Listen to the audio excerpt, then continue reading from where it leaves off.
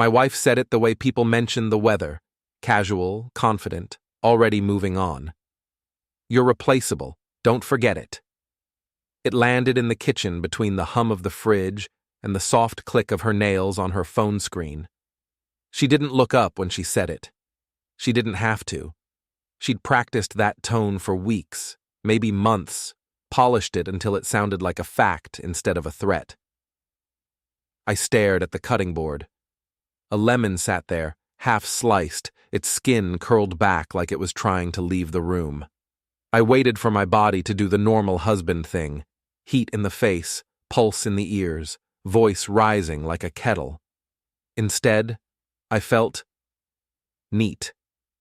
Like something in me folded itself into a smaller box and shut the lid. Noted, I said. She finally looked up, just to check if I was performing properly. I gave her a small smile. Not warm, not bitter. The kind of smile you give a stranger who steps too close in line. You're weirdly calm, she said. Before we dive deeper into this story, I have one small request. Please subscribe, drop a like, comment, and hit that hype button to boost this channel so more people can discover these incredible Reddit stories. I'm practicing, I said. My therapist says I need hobbies. I didn't have a therapist, but she didn't either, not really. She had a podcast she listened to on 1.5x speed, and that somehow made her an expert in human behavior. She scoffed and went back to her phone. The light from the screen made her face look smooth, unreal. When you've been married long enough, you learn the difference between someone being distracted and someone being elsewhere. She was elsewhere a lot lately. The last 2 months had been a slow-motion rewrite of our life. She changed small things like they didn't matter. Laundry days, grocery brands, the side of the bed she slept on. She started saying, "I'm slammed," the way she used to say, "I'm tired." A tiny vocabulary swap that meant the same thing. Don't ask me for anything. And she'd developed a new habit, leaving the room to take calls. Always the same posture. Always the same half smile like she was auditioning for someone. If you're waiting for the moment where I say, "That's when I knew," you're going to be disappointed. People don't know. They collect, they notice, they pretend not to. They become experts in the sound of a garage door and what it means at 11:48 p.m. versus 9:12. I set the lemon aside and washed my hands. I did it slowly, like a man with nothing to prove. She watched me for a second. I felt it. Not love, not admiration, inventory. Then she stood, grabbed her keys, and swung her bag over her shoulder like she was stepping into a life where I was background noise. "I'm meeting the girls," she said. "Which girls?" I asked, because I like watching people do gymnastics. She blinked, annoyed. "The girls, you don't know them." That was new too. This little trick where my ignorance became a moral failure. It was impressive in a way. If she ever got tired of her job, she could teach a masterclass in rewriting reality. "Right," I said. "The girls. Tell them I said hi." Her eyes narrowed. "Don't be sarcastic." "I'm not," I said. "I'm just replaceable." That got her attention. For half a second her face shifted, like the mask slipped and she remembered I was a human being and not a furniture item. Then it snapped back into place. "Whatever," she said, and left. The door closed. The house inhaled.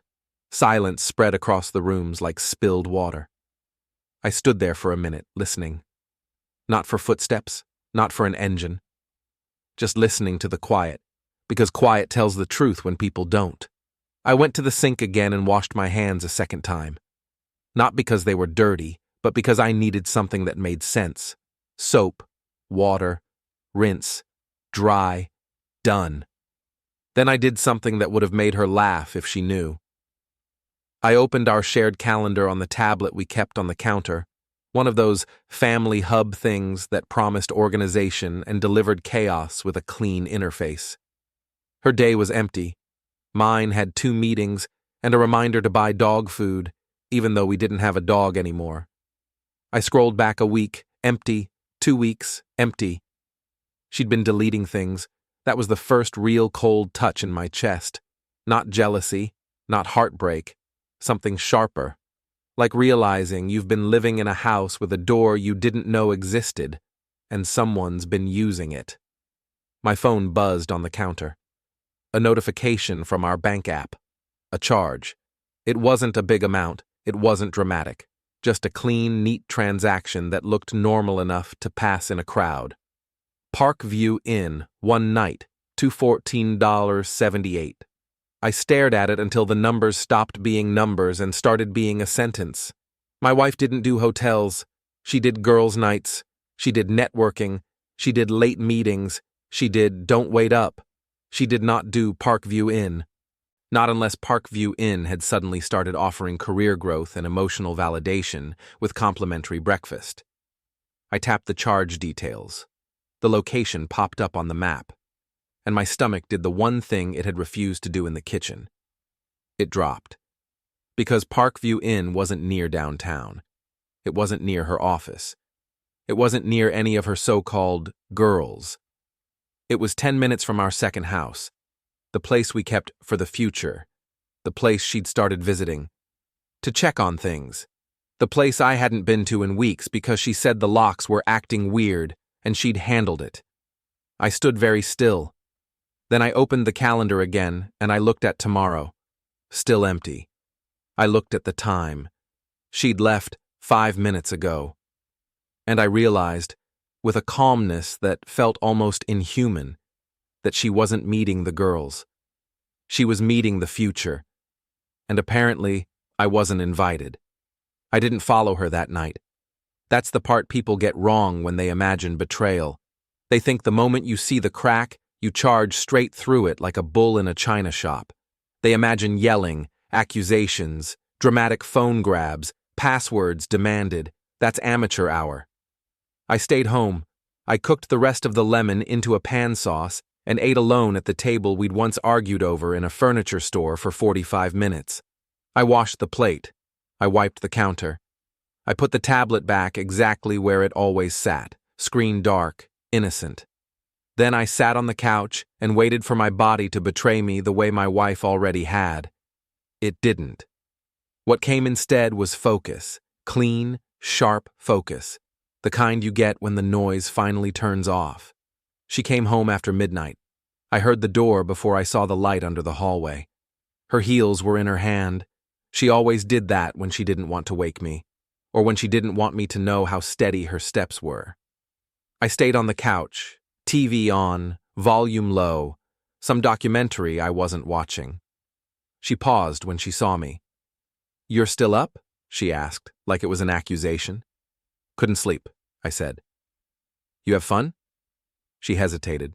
Not long. Long enough. "Yeah," she said. "We talked. A lot." "Good," I said. "Talking's important." She studied my face, waiting for something. A twitch. A question. A weakness she could lean into. Nothing came. She nodded once like she'd won a small, confusing victory and went down the hall. I didn't check her phone. I didn't need to. Phones lie. Patterns don't. The next morning, I did what I always did. Same alarm, same shower, same coffee mug. The chipped one she hated because it felt temporary. I watched her get ready like I'd been watching sunsets lately, aware they were ending, curious how dramatic they'd be about it.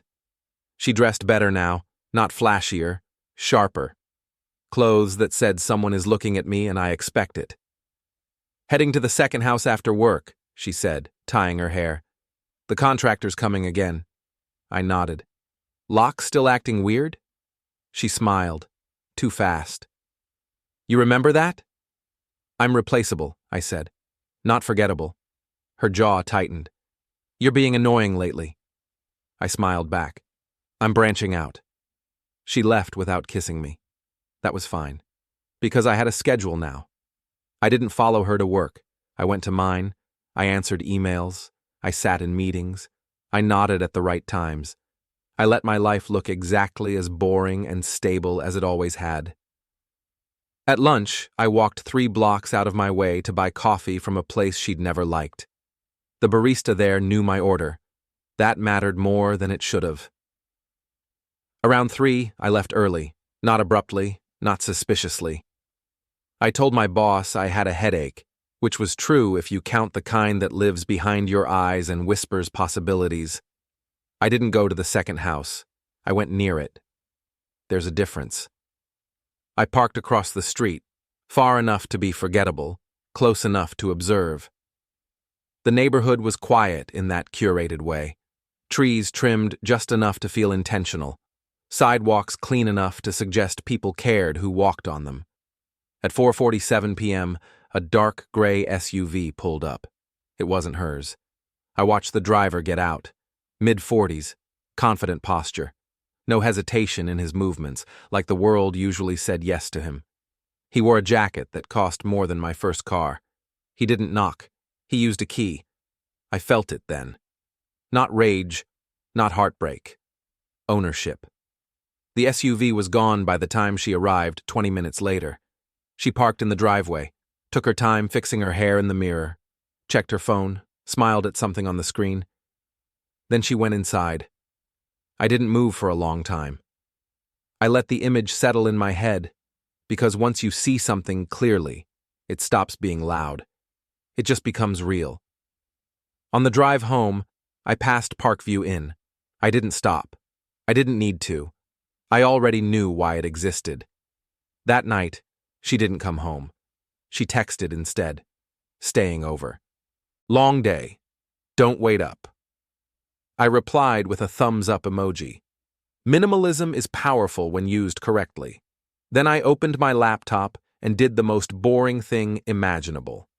I made a list, not of revenge fantasies, not of dramatic speeches, just facts, times, locations, changes, names I didn't know yet. I titled the document something harmless, House Maintenance, because that's what this was, maintenance. At 11:13 p.m., a message came through from an unknown number. Just one line. You don't know me, but you should stop going near the second house. No threats, no explanation, just confidence. I stared at the screen and felt something close to admiration. Then I smiled, because now I knew something else. He'd seen me, and he was scared enough to break the silence first. I didn't reply to the message. That bothered him more than anything I could have typed. Silence has weight when you know someone is reading it, waiting for movement like a hunter watching tall grass. I put my phone face down on the table and went to bed alone on my side, leaving her half untouched like a museum exhibit. I slept better than I had in weeks. The next morning she came home early. Too early. The sun was still figuring itself out when the door opened and closed softly, like she was sneaking back into a life she hadn't officially quit yet. I pretended to sleep. I'm good at pretending now. She moved around the bedroom with purpose, not guilt, changed clothes, checked herself in the mirror, took a photo, just one. I heard the shutter sound before she muted it. Amateur mistake. She leaned over the bed and studied my face. I kept my breathing steady, slow, unconcerned. Her fingers brushed my shoulder, testing. I didn't react.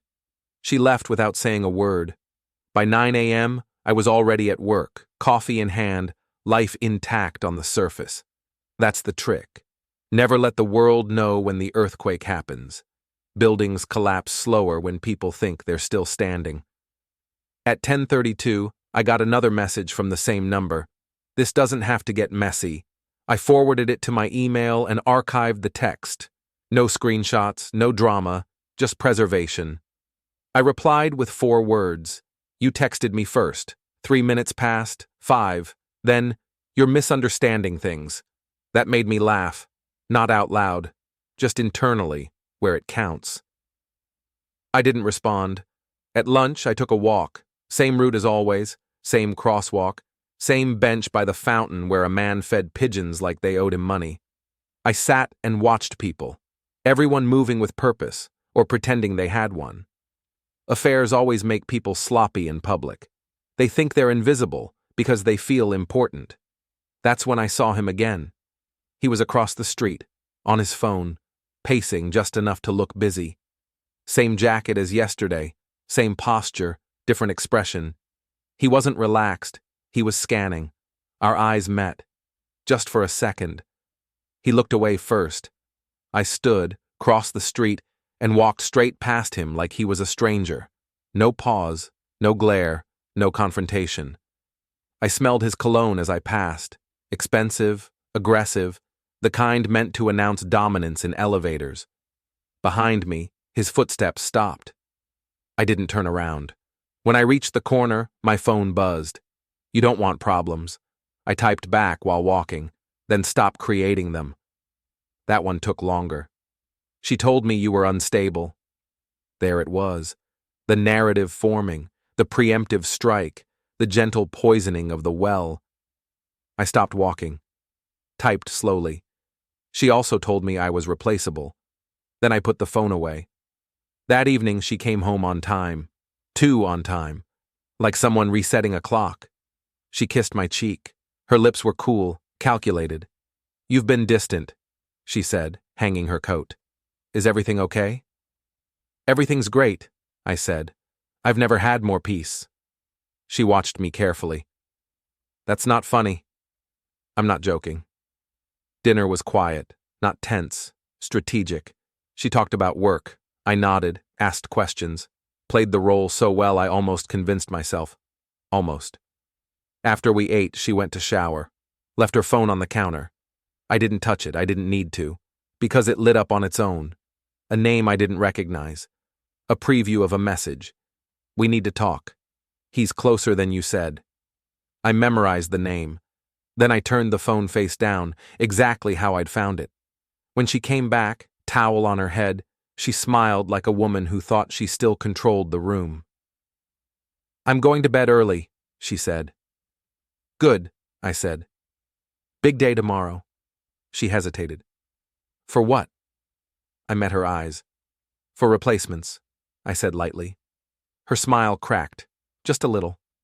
That night, as she slept beside me, breathing slow, confident, careless, I stared at the ceiling and finally put a word to what this was becoming. Not revenge, alignment, because the moment someone decides you're replaceable, they stop protecting you. And that's when the real access begins. I didn't reply to the message. That bothered him more than anything I could have typed. Silence has weight when you know someone is reading it, waiting for movement like a hunter watching tall grass. I put my phone face down on the table and went to bed alone, on my side, leaving her half untouched like a museum exhibit. I slept better than I had in weeks. The next morning, she came home early. Too early. The sun was still figuring itself out when the door opened and closed softly, like she was sneaking back into a life she hadn't officially quit yet. I pretended to sleep. I'm good at pretending now. She moved around the bedroom with purpose, not guilt, changed clothes, checked herself in the mirror, took a photo, just one. I heard the shutter sound before she muted it. Amateur mistake. She leaned over the bed and studied my face. I kept my breathing steady, slow, unconcerned. Her fingers brushed my shoulder, testing. I didn't react. She left without saying a word. By 9 a.m., I was already at work, coffee in hand, life intact on the surface. That's the trick. Never let the world know when the earthquake happens. Buildings collapse slower when people think they're still standing. At 10:32, I got another message from the same number. This doesn't have to get messy. I forwarded it to my email and archived the text. No screenshots, no drama, just preservation. I replied with 4 words. You texted me first. 3 minutes passed. 5. Then, you're misunderstanding things.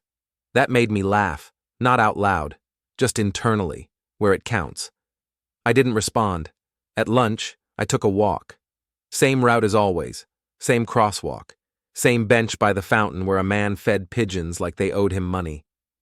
I sat and watched people, everyone moving with purpose or pretending they had one. Affairs always make people sloppy in public. They think they're invisible because they feel important. That's when I saw him again. He was across the street, on his phone, pacing just enough to look busy. Same jacket as yesterday, same posture, different expression. He wasn't relaxed. He was scanning. Our eyes met, just for a second. He looked away first. I stood, crossed the street, and walked straight past him like he was a stranger. No pause, no glare, no confrontation.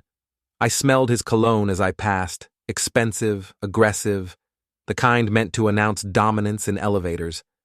Behind me, his footsteps stopped. I didn't turn around. When I reached the corner, my phone buzzed. "You don't want problems." I typed back while walking. Then, "Stop creating them." That one took longer. "She told me you were unstable." There it was, the narrative forming, the preemptive strike, the gentle poisoning of the well. I stopped walking, typed slowly. "She also told me I was replaceable." Then I put the phone away. That evening, she came home on time. Too on time, like someone resetting a clock. She kissed my cheek. Her lips were cool, calculated. "You've been distant," she said, hanging her coat. "Is everything okay?" "Everything's great," I said. "I've never had more peace." She watched me carefully. "That's not funny." "I'm not joking." Dinner was quiet, not tense, strategic. She talked about work. I nodded, asked questions, played the role so well I almost convinced myself. Almost. After we ate, she went to shower, left her phone on the counter. I didn't touch it. I didn't need to, because it lit up on its own. A name I didn't recognize. A preview of a message. "We need to talk. He's closer than you said." I memorized the name. Then I turned the phone face down, exactly how I'd found it. When she came back, towel on her head, she smiled like a woman who thought she still controlled the room. "I'm going to bed early," she said. "Good," I said. "Big day tomorrow." She hesitated. "For what?" I met her eyes. "For replacements," I said lightly. Her smile cracked. Just a little. That night, as she slept beside me, breathing slow, confident, careless, I stared at the ceiling and finally put a word to what this was becoming. Not revenge, alignment. Because the moment someone decides you're replaceable, they stop protecting you. And that's when the real access begins. She started watching me after that. Not openly, not like a guilty person, like a manager tracking output, measuring tone, timing responses, checking if the product still worked the way it used to. I let it. Part of disappearing is letting people think you're still there. I stopped asking where she was going, stopped asking when she'd be home. I started coming back later myself.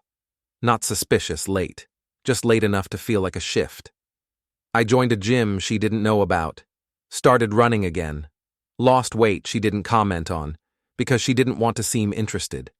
Peace does that. It makes you lighter. One evening she said, "You've changed." "I know," I said. "It's efficient." She frowned. "That's not what I meant." "I know," I said again. She didn't push. She rarely did anymore. Pushing implies resistance. She'd already decided I wasn't a threat. That was her mistake. The next time I went near the second house, I didn't park across the street. I parked 2 blocks away and walked the rest. Different time, different clothes, baseball cap. Nothing dramatic. Just another man passing through a quiet neighborhood. The dark gray SUV was already there. I didn't rush. I didn't sneak. I stood under a tree and watched him come out first this time. He checked his phone, smiled, adjusted his jacket. Then he froze, because I was standing right there, close enough to count the lines around his eyes, close enough to see the irritation flare before he masked it with arrogance. "You need to back off," he said. Calm voice, lawyer voice, man who's never been hit voice. "I don't," I said. "I live here, sometimes. This is private property."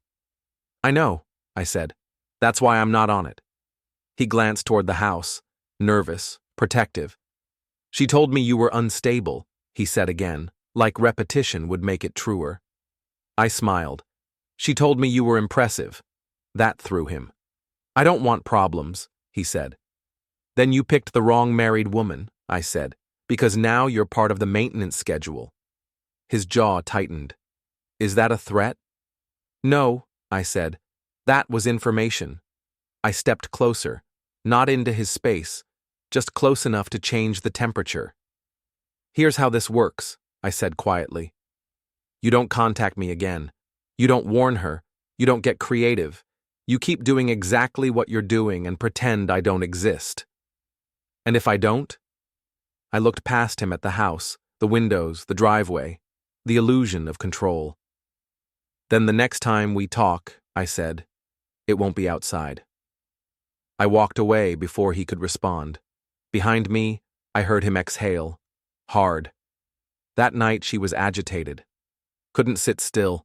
Checked her phone every few minutes. Tried to pick a fight over dishes, over laundry, over nothing. You're acting strange, she snapped. I've always been strange, I said. You just used to need me. She stared at me like she was trying to remember when that stopped being true. 2 days later, his car didn't start. Nothing dramatic, no explosion, no broken glass, just silence when he turned the key in a parking garage full of people watching. I didn't see it happen. I didn't need to.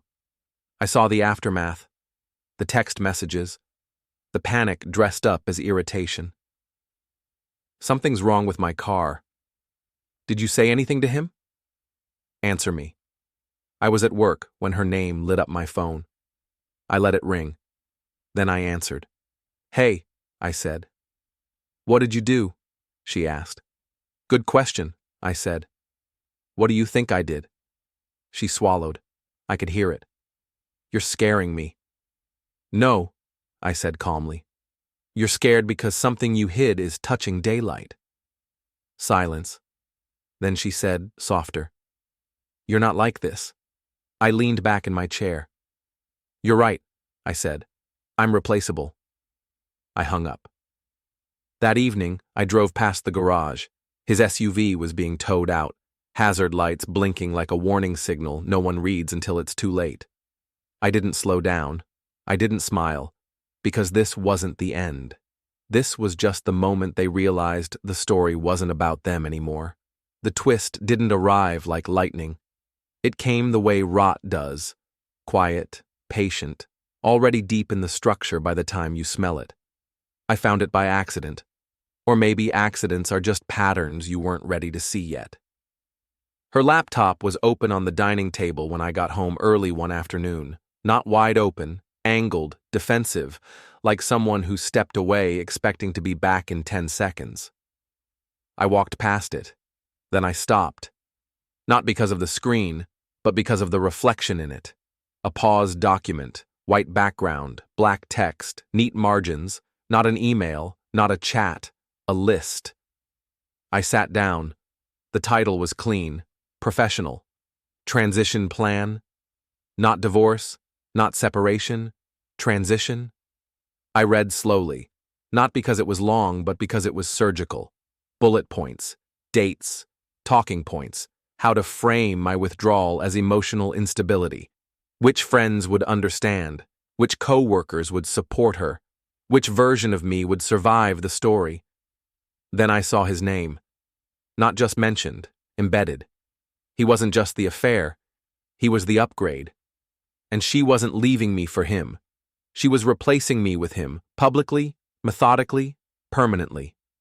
I scrolled. There it was, a section titled Risk Mitigation, my name underneath. I closed the laptop carefully, exactly how I found it. Then I sat there for a long time, letting the shape of it settle. The twist wasn't that she was cheating. The twist was that I'd already been fired. That night, she came home energized, talkative, buoyant, the way people get when the future feels scripted. I think we should take some space, she said casually, pouring herself a drink, just to reset. Good idea, I said. Resets are healthy. She smiled, relieved. You're taking this well. I always do, I said. At the end. She laughed, thinking it was a joke. 2 days later, the collapse began. Not loud, not dramatic, public. It happened at the charity mixer she'd insisted I attend, one of those polished events where everyone wears competence like a tailored suit. Her lover was there. So was his wife. That was the part she didn't know. I hadn't told his wife. I didn't need to. She already knew. She'd been watching longer than me. We met by coincidence, or whatever you call two people orbiting the same lie. She was calm, sharp, tired in a way that comes from carrying truth alone. "You're not crazy," she'd said, "and you're not unstable." "I know," I told her, "but thank you." We didn't plan revenge. We aligned narratives. At the mixer, my wife took his arm without thinking. Muscle memory, ownership, cameras flashed, people noticed. I waited. Then I spoke. Not loudly, just enough. "I think everyone deserves to know why I'm stepping back," I said. Heads turned. Smiles froze. I didn't accuse. I didn't insult. I described dates, absences, the second house, the SUV, the lies that contradicted each other if you stacked them gently. Her face drained color. His wife stepped forward, and that's when the room shifted, because betrayal is one thing, but confirmation is a weapon. The lover tried to speak. I cut him off with a raised hand. "Don't," I said. "You've already said enough to the wrong people." My wife stared at me like she was seeing a stranger. "You planned this," she whispered. I met her eyes. "You replaced me," I said. "I adapted." Security moved closer. Voices rose. Phones came out. I stepped back, because I was done. Outside, the night air was cool and clean. I walked until the noise faded. Behind me, I heard shouting, not mine. The last message came an hour later, from her. "Please, we need to talk." I didn't reply, because the position was already filled, and no qualified candidates were left. She didn't come home that night. Neither did he. The city, however, came alive. By morning, the story had spread in the way truth does when it finally gets permission. Quietly at first, then everywhere at once.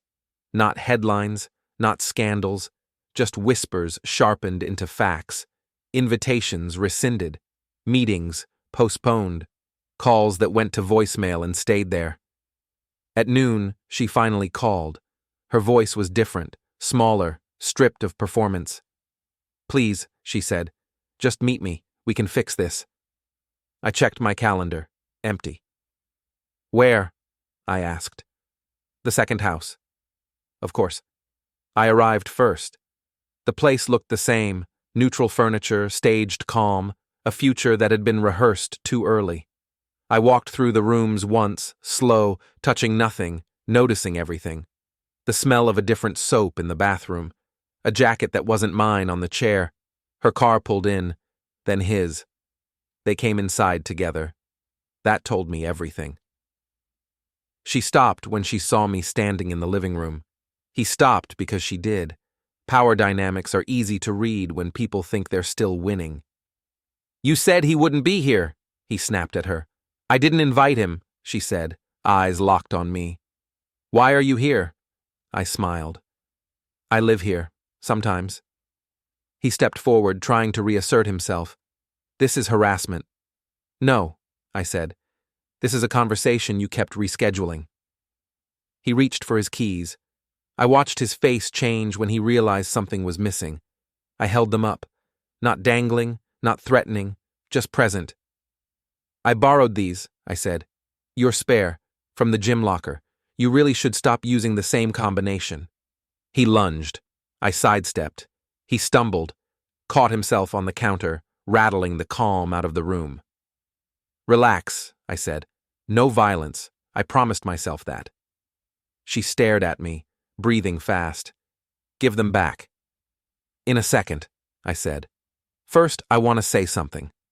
I looked at her. Really looked. My wife said, "You're replaceable. Don't forget it." I didn't forget. I replaced myself, with peace. She's been trying to fill the position for 2 years. No qualified candidates. The words landed heavy. Final. I tossed the keys onto the table. Your car's fine, I told him. It'll start. I fixed what I broke. I'm not you. He checked them anyway, hands shaking. I grabbed my coat. She followed me to the door. You can't just walk away. I paused. I already did, I said. Outside, I heard him yelling at her. Blame bouncing back and forth, looking for somewhere to stick. I didn't turn around. I walked down the driveway, past the house that was supposed to erase me, and felt nothing pull me back. Behind me, something shattered. Not glass, plans. I kept walking, and that was the end. The shouting followed me halfway down the block. Not words, noise, the sound people make when their future collapses faster than they can reframe it. I didn't speed up. Running suggests guilt. I walked like a man leaving a building he no longer rented. My phone buzzed again. I didn't check it. Phones are for people still negotiating. 2 streets over, I stopped at my car and sat there for a minute with my hands on the wheel, letting the adrenaline bleed off. This was the dangerous part. Not the confrontation, not the reveal. The after. When instinct tries to grab control back from planning.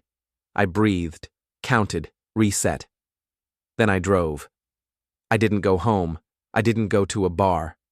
I went somewhere boring and well-lit and aggressively normal, a 24-hour grocery store off the highway.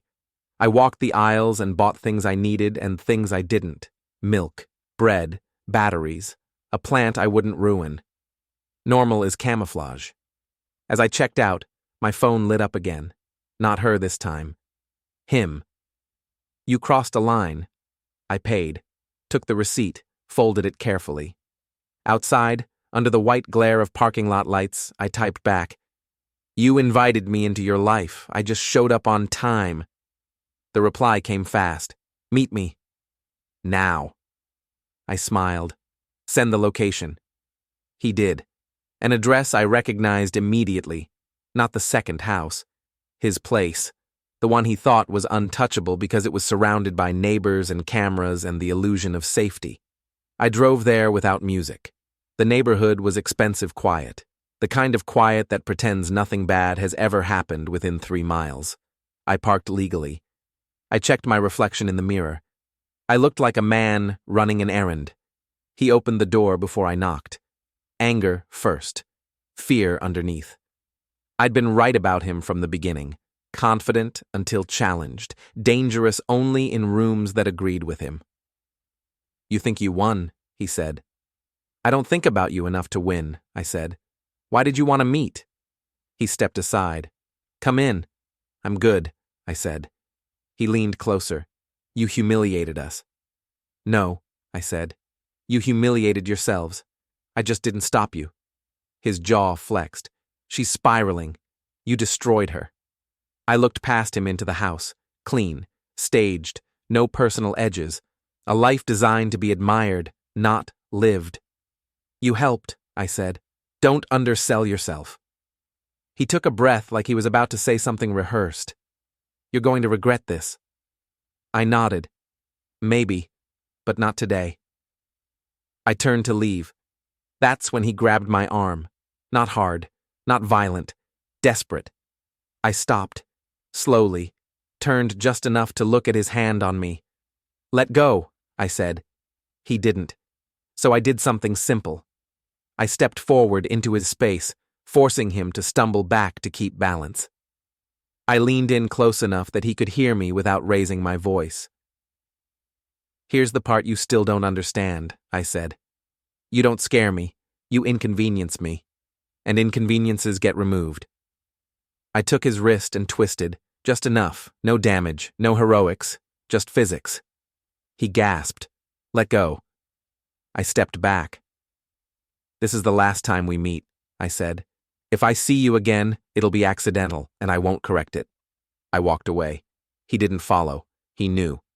The next day was quieter than I expected. No explosions, no confrontations, just the slow, visible decay of access. Meetings canceled, projects reassigned, his name disappearing from conversations like it had never belonged there.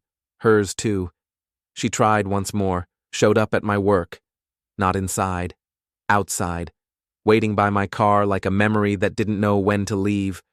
She looked wrecked, not crying.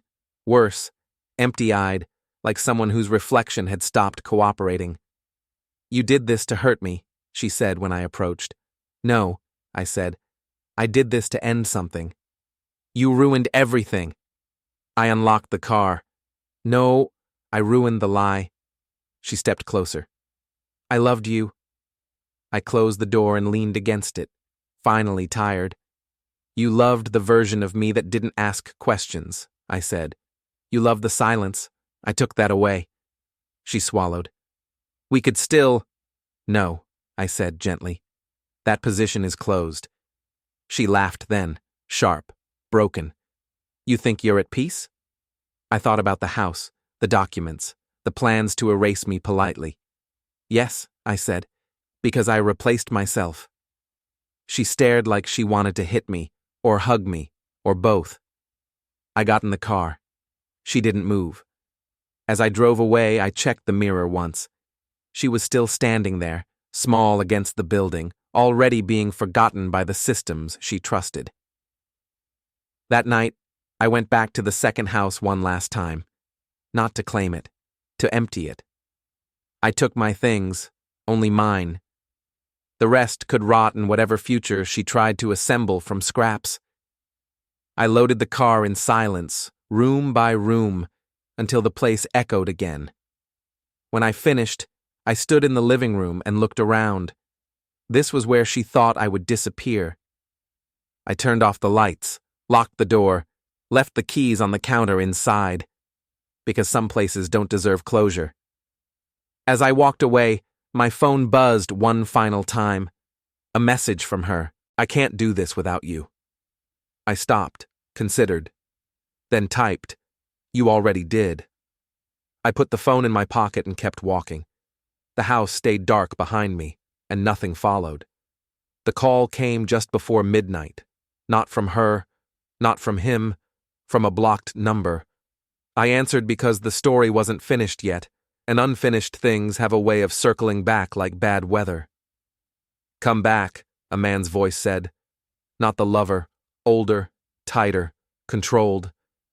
"You left something unfinished." I smiled into the dark. "People keep saying that," I replied.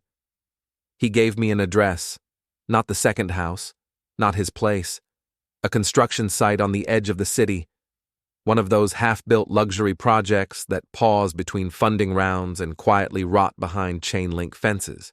Temporary lights, temporary power, temporary morality. I drove there without thinking twice, because fear only works when you believe the other person still has leverage. The site was lit in harsh white patches, shadows stacked between concrete pillars like secrets waiting to jump. I parked where they could see the car. Visibility keeps things honest. He was waiting with two other men, not thugs, not muscle, professionals, clean shoes, still hands, the kind of men who solve problems without raising their voices. The lover stood slightly behind them, jaw tight, eyes locked on me like I'd taken something from him he couldn't replace. "Walk with us," the older man said. "I prefer standing," I replied. One of the men smirked, not amused, evaluating. "You embarrassed people who don't enjoy it," the older man continued. "There are easier ways to disappear." "I tried disappearing," I said. "It didn't take." The lover stepped forward. "You think you're clever." "No," I said. "I think you're predictable." That one landed. The older man raised a hand. "This doesn't need to escalate." "It already did," I said. "You just arrived late." He studied me. "What do you want?" I laughed, quiet, genuine. "That's the funny part," I said. "Nothing." Silence stretched. Wind moved plastic sheets on scaffolding, snapping like nervous laughter. The lover lost patience. "You destroyed my life." "No," I said calmly.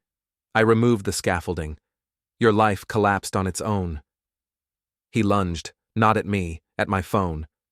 One of the professionals caught him mid-step, hard, efficient, pushed him back like an animal breaking training. I didn't move.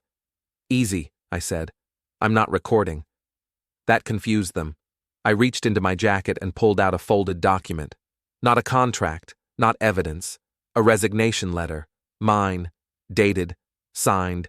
Clean. I quit, I said, handing it to the older man. Weeks ago. Took a role overseas. Starts Monday. His eyes flicked to the page, then back to my face. You're leaving? I already left, I said. This is just the paperwork catching up. The lover stared. You're running. I shook my head. No, I'm replacing myself. I stepped closer to him, close enough that he smelled the truth on me. My wife said I was replaceable, I said quietly. I didn't forget. I replaced myself. With peace. She's been trying to fill the position for 2 years. No qualified candidates. Something broke behind his eyes. I turned to the older man. You don't need to threaten me. I'm done. She's done. He's done. He hesitated. That hesitation was the moment I'd been waiting for, because power doesn't live in fists. It lives in certainty. I took one step back, then another. No one stopped me. I reached my car, opened the trunk, and took out one last thing, a small can, spray paint. The lover laughed nervously. What are you doing? I walked past him toward his car, parked under a floodlight like a trophy begging for fingerprints. I shook the can. The sound cut through the night. You wanted something physical, I said. Here it is. I wrote one word across the driver's side door in slow, deliberate strokes. Replaceable. No threats, no violence, no deniability, just a message that would follow him everywhere. Neighbors would see it. Valets would see it. Clients would see it. You can repaint a car. You can't repaint a reputation. I tossed the can aside and looked at him one last time. You'll wake up every day wondering who knows, I said. That's the part you don't recover from. He didn't move, didn't speak, didn't breathe right. I got in my car. The older man stepped forward, hand raised, not to stop me, to acknowledge me. I drove away. No one followed. At the city limits, my phone buzzed one final time. Her name. I didn't slow down. I didn't answer. I deleted the contact while the road stretched empty ahead of me, headlights cutting clean lines into the dark. The city disappeared in my mirror. So did they. And the story ended there. Not with forgiveness, not with closure, but with silence, and a man who was no longer replaceable because he had already replaced himself.